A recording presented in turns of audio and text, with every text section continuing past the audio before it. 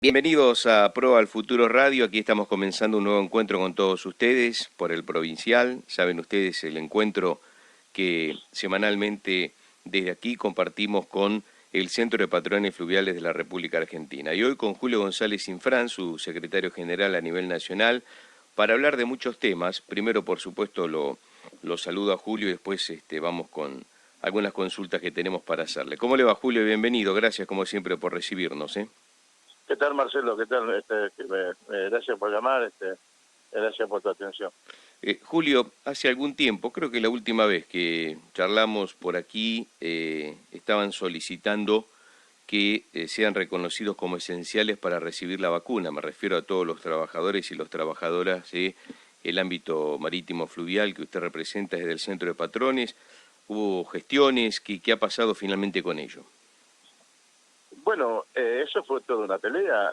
Nosotros hicimos toda la gestión, pero hicimos presentaciones, hablamos con el Ministerio de Trabajo, Ministerio de Transporte, Ministerio de Salud, y nunca nos dieron pelota. Tuvimos que hacer dos paros totales para que se sienten con nosotros y acepten la idea nuestra y la propuesta de que nosotros somos trabajadores esenciales y que no podemos seguir de ninguna manera expuestos a la situación del virus, ya que nosotros nunca dejamos de trabajar y hemos tenido muertos, una serie de situaciones muy jodidas y que no podíamos esperar al cronograma general, tal cual como ocurre con la policía, con los médicos, con los maestros, que nosotros necesitábamos estar incluidos en esa lista de trabajadores esenciales para la vacunación.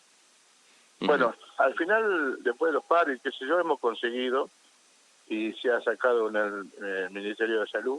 La que más se opuso fue la ministra de Salud, que no quería dar el brazo a torcer.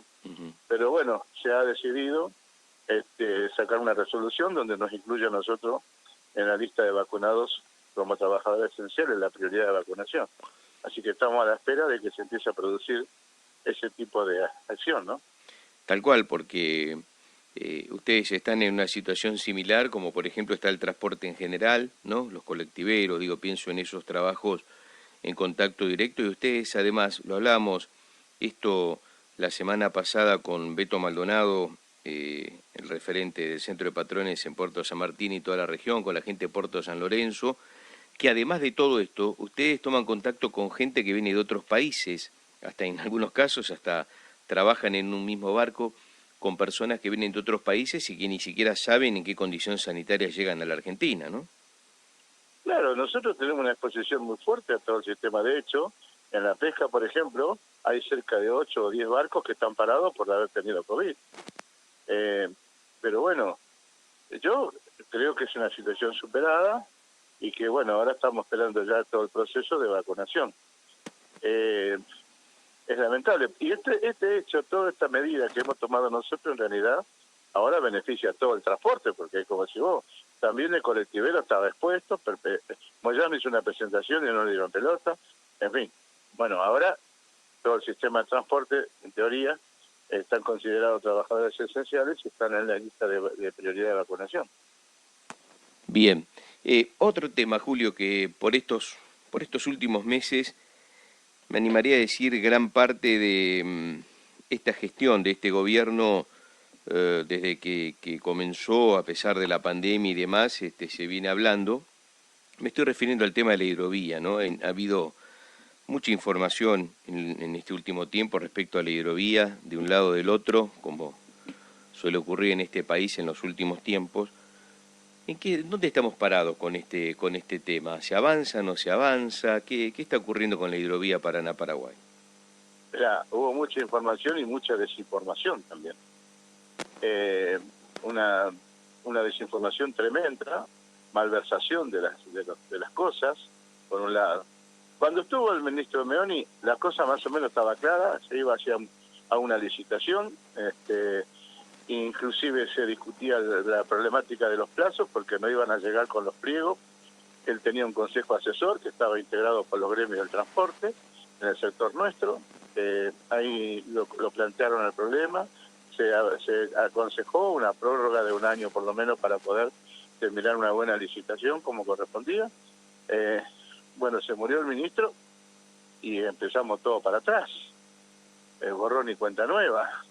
Se disolvió el Consejo Asesor, el proyecto pasó a tener que ser elaborado para la subsecretaría de la Marina Mercante, de Vía Navegable, que es una subsecretaría, ni siquiera se reporta al ministro, es una subsecretaría, y se prorrogó por 90 días, y ya se consumió gran parte de esos 90 días, y todavía no hay idea de lo que se va a hacer. Y ahora se está planteando dividir la licitación en dos pedazos, una estatal y otra privada. Una locura, porque evidentemente hay mucha gente que no sabe nada. El río es una continuidad permanente. Vos no podés dividir el río en dos pedazos y tener distintas políticas de dragado y balizamiento en ambos lados. No funciona el sistema así. Incluso se había armado digamos un ámbito a nivel estatal que iba a tener sede, si no me equivoco, en Rosario, para que todo eso se fue para atrás. No hay más Consejo Federal, en fin, está todo muy discutido, hay mucha presión para que se haga cualquier cosa, y la gente no.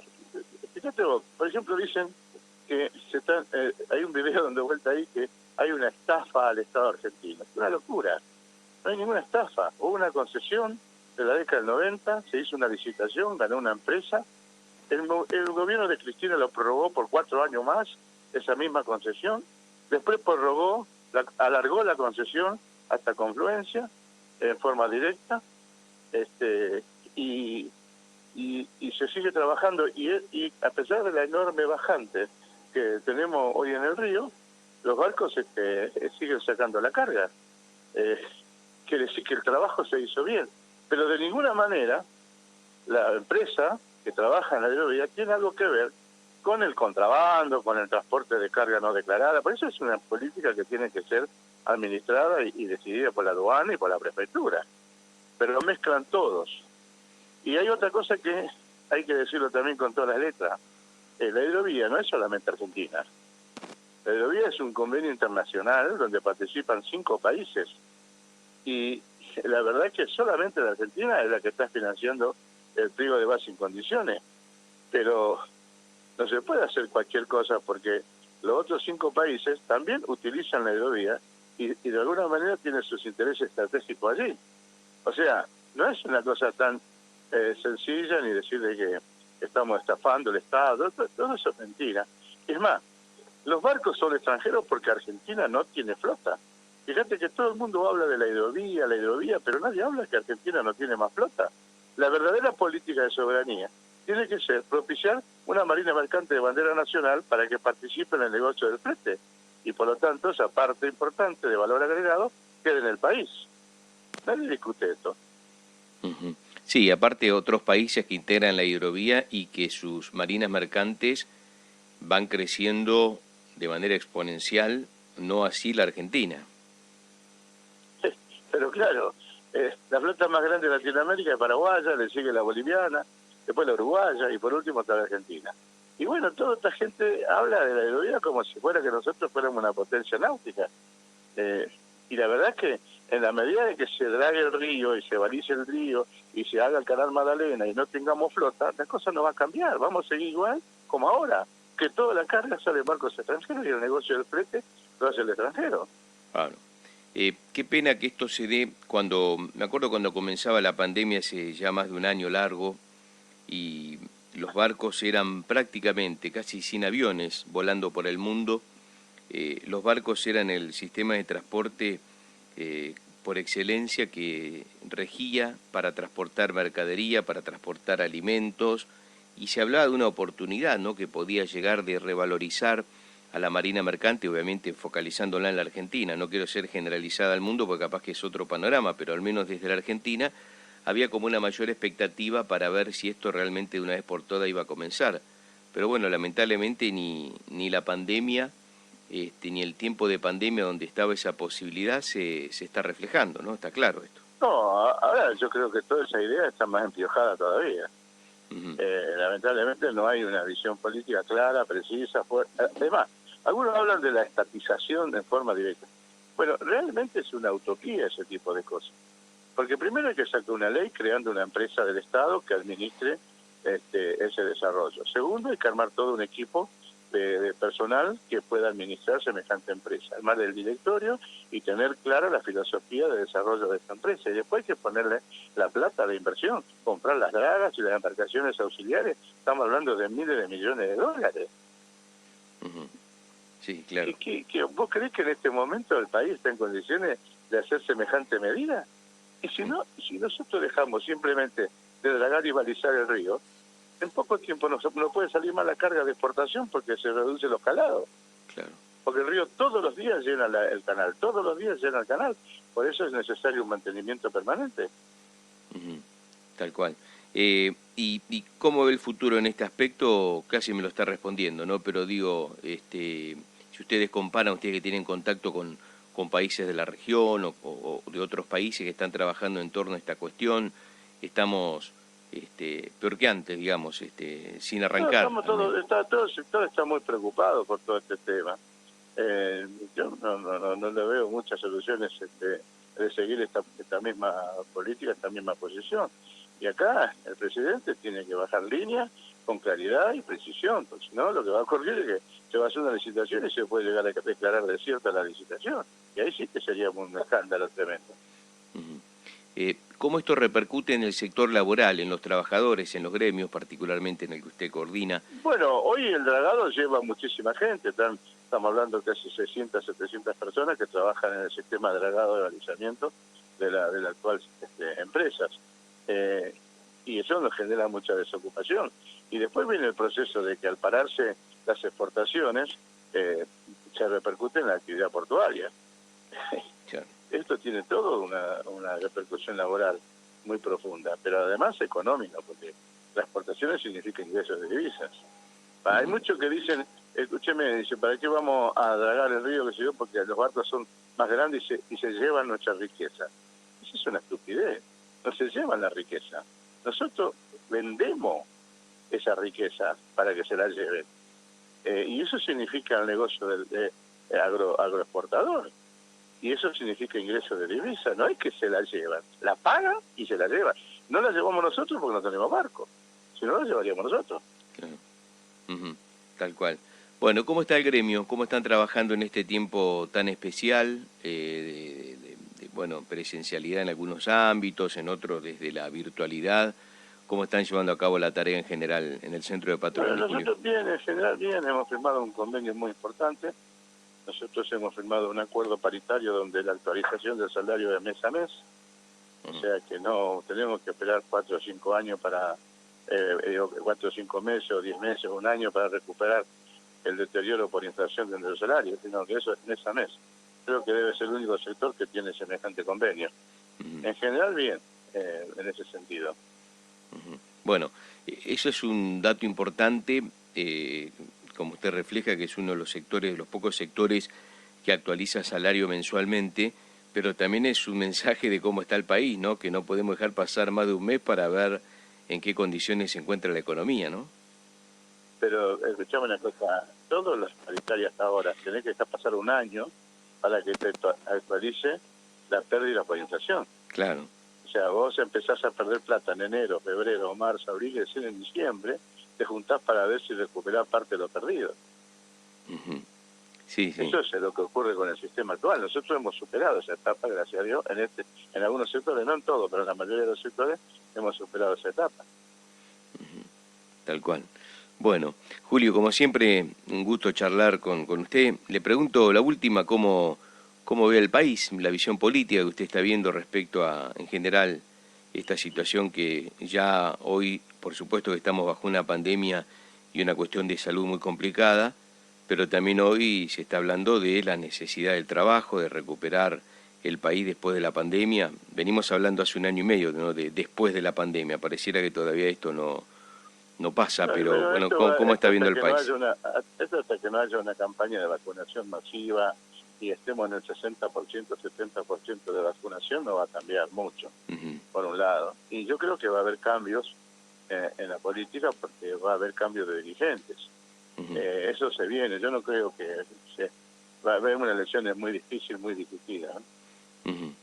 Sí, no va a ser fácil para el gobierno, no sé si también va a ser fácil para la oposición, digo, no... Sí, No, para ninguno de los dos. claro, Para porque... ninguno de los dos. Ujú, tal cual, porque la gente no sé si se anima a hacer un cambio, pero tampoco muchos están de acuerdo con lo que se está viviendo, o sea, es raro, va a ser rara la elección, más allá del contexto de pandemia, ¿no? Sí, sí, va a ser una elección rara. Ujú, tal cual. Julio, gracias como siempre, un gusto saludarlo y charlar con usted, ¿eh? Bueno, gracias, que tengamos buen programa. Un abrazo. Hasta luego. Hasta La luego. palabra de Julio González Infran, secretario general del Centro de Patrones Fluviales de la República Argentina, en esta charla que hemos tenido aquí en Proa al Futuro Radio, donde hemos hablado de distintos temas, ¿no? La temática central relacionada, por supuesto, con algo que se venía discutiendo, que tiene que ver con el hecho de declararse esenciales a los trabajadores del ámbito marítimo y fluvial. Bueno, finalmente esto se dio, se está a la espera de el cronograma de vacunación para ellos, y después otros temas, ¿no? Un tema muy candente como es la hidrovía Paraná-Paraguay, una cuestión que viene desde hace mucho tiempo analizándose, particularmente con este gobierno, con la gestión del presidente Alberto Fernández. Se ha avanzado en lo que tiene que ver con un comité estatal que rija los destinos de esta hidrovía, con sede en Rosario. Ahí Infran nos decía que mucho esto no ha avanzado, es más, casi que ha retrocedido.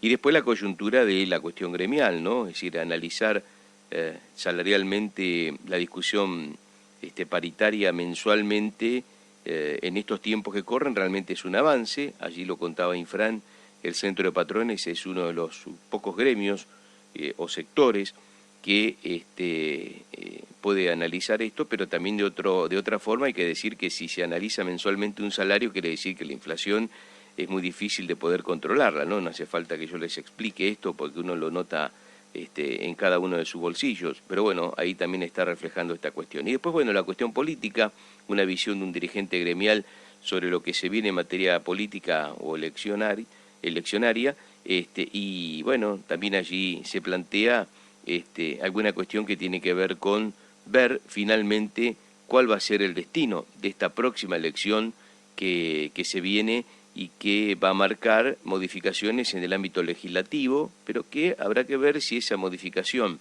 en el ámbito legislativo se manifiesta en a favor del gobierno o alguna modificación de dirigente desde algunos sectores de la oposición con mayor cantidad de votos como para bueno, igualar allí la discusión dentro del Congreso y ya avisorar lo que será dentro de 2 años la elección presidencial. Es el contexto político que, a pesar de la pandemia de por medio que tenemos, es lo que se está reflejando. Bien, nos vamos despidiendo, vamos cerrando este encuentro de Proa al Futuro Radio aquí en el Provincial. Nos reencontramos permanentemente con todos ustedes aquí por el Provincial Radio en Proa al Futuro.